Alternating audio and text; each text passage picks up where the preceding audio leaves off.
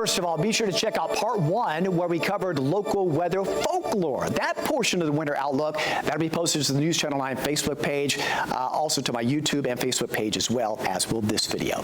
This portion we focus on the global patterns that could impact this winter and what we're going to be watching. Once again, we're going to have a La Nina pattern developing, which means cooler than average waters off the coast of South America, which impacts the global pattern and the flow of the jet stream. Typically, that means the jet stream flows a little bit farther north. We tend to be a little bit milder and also at times a little bit wetter. However, this is a weak La Nina. It doesn't tend to follow that similar trend. Weak La Ninas can be less predictable. I bring that up because last year was a prime example of that.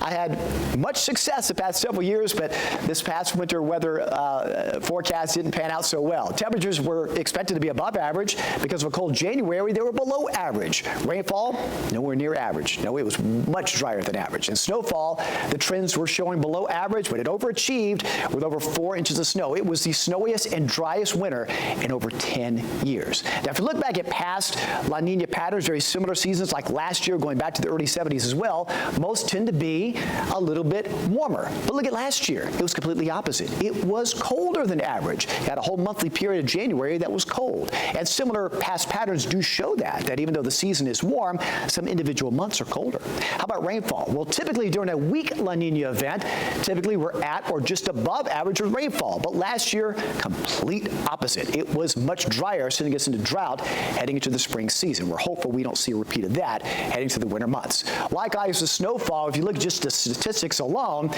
statistically, all the other subsets show way below average snowfall. Not none, just way below average, but last year overachieved with over 4 inches of snow on 2 separate events in January and in February. But when you look at past patterns to project what could happen in this season ahead, you got to remember no 2 seasons are alike. Also, the in-play of the season with the Arctic oscillation, polar vortex, intrusion of cold air, that could create colder periods at times, and some of those past patterns have shown months that were actually colder than average. Some of the 45-day out models showing us now we might see some of that come into play during December, so that's possible. But either way, the La Nina is expected to weaken to a neutral phase by late winter, early spring, which could mean more severe storm threats. That's something to watch on the other side of winter. I think the NOAA Winter Outlook has covered this very well. It follows very similar the past patterns and the current computer model projections where we're trending where temperatures will be just a little bit above average. The polar jet being part just toward north, so we'll have some intrusions of cold air at times, but not all the time. Likewise, with rainfall, maybe not as dry as last year, pushing a little farther south of the more active storm track, it could mean more rain for us, but at the same time, not going to rule out some snowfall with that as well. So look at the old synopsis here for the winter. Temperatures, again, based on past patterns, could trend above average, but again, there's going to be monthly, even weekly periods that can be below average with cold air intrusions coming in. Rainfall projected to be a little bit closer to average and not as dry as last year. And snowfall is always that wild card category because we average a low amount anyway, only 2.5 for the winter season, but you got to add in there March, which pushes the annual amount to about 3.6. We'll keep it near average for the season. Understand the stats show below average, but like last year, 1 or 2 events could overachieve your season. So we'll just keep it there. Overall, the storm track we have, a little bit better chance of snow north than south across our viewing area. No matter what happens this season, folks, we got you covered every step of the way.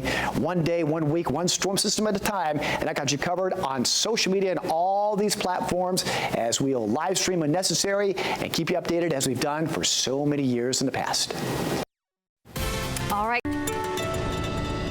It's that time of year again for the StormTrack 9 annual winter outlook. We've been doing this for well over 50 years. I'm going to show you a little bit of history here. This is going to be part 1 where we focus on the local folklore of the winter forecast. And it all started with our good friend, the late Don Welch. We called him Grandpappy Welch because it was his folklore sayings that would carry over to the winter expectations for the season ahead. And then starting from the late 70s to today, these 2 guys have been handling the StormTrack 9 annual winter forecast. That's from 1982. There's me with the bad hair. There's Neil Pascal, and I was a weather watcher at the time here at News Channel 9 back in the early 1980s. And so I've been doing the winter weather forecast now for almost 20 years strong.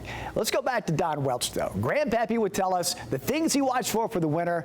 First of all, the almanacs. What does the almanac say? Well, it's a split decision this year. One almanac says mild and dry, the other says cold and wet. So one of them is going to be right either way. Also, count the August dense fogs. Many of you do that as well. I shared that on September 1st, that in Chattanooga we had 3 dense fogs. Now, folklore says however many dense fogs you have means how many good snows you'll have for the winter season. It rarely pans out, this number, but we'll take it for what it's worth and just see if it happens. Also, check the woolly worm bands, and I had several photos sent in. And remember, the woolly worms, it all comes down to the brown versus black shading. The more brown shading on there means a warmer winter, but the darker shading means a harsher winter. More brown shading, of course, means it's going to be a little bit milder. But take a look at this one. Joe Burgess sent this one in from earlier this fall, kind of equal bands all the way across. So a little bit of everything. I think that woolly worm might have a good sign of what could be ahead for the winter season. But if you look back at the past 5 winters, okay, this past winter we just had was the coldest in quite a while. Not only that, it was the snowiest and driest winter over the past 10 years. The cold January allowed the average temperature to drop below average the first time in over 5 years, this decade alone. And snowfall last year right over 4 inches, well above the seasonal average. I've got these 2 highlighted because both of these winters occurred during what we call a weak La Nina phase. And we'll have a weak La Nina phase again this season. So in part 2, our next segment coming up, we'll talk more about how the weak La Nina could play a factor into the upcoming season.